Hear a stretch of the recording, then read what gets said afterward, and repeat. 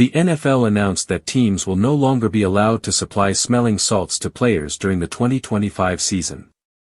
The policy, however, does not amount to a full ban on the use of ammonia inhalants.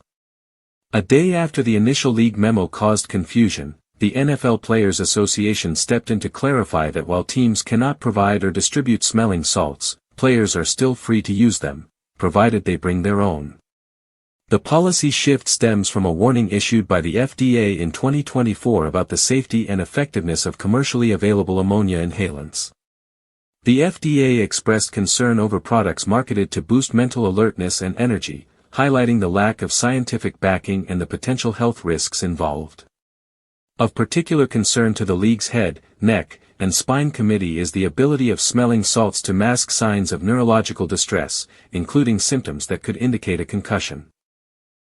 As a result, the NFL moved to restrict access to these substances at games.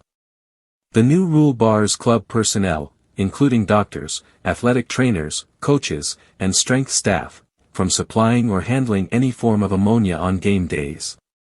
That includes ammonia capsules, inhalers, or even salts dissolved in cups. The restriction covers all game day periods, pre-game, halftime, and on the sidelines, extending into stadium locker rooms. When the memo was first circulated, many players believed the NFL was banning smelling salts entirely. That prompted strong reactions across the league. San Francisco 49ers tight end George Kittle said the initial memo left him distraught all day. A longtime user of smelling salts to stay mentally sharp during games, Kittle even joked that he considered retirement when he heard the news. "I'm an every drive guy," he said during an interview. "Somebody help me out, I missed those already." Thanks to the NFLPA's clarification, players like Kittle don't need to give up their routines. The policy simply means they must provide their own supply if they want to continue using the product. While the change may impact the convenience and availability of smelling salts during games, it doesn't prohibit players from including them in their personal preparation. The new rule is just the latest in a series of measures the NFL has adopted to better monitor player health, particularly around head injuries.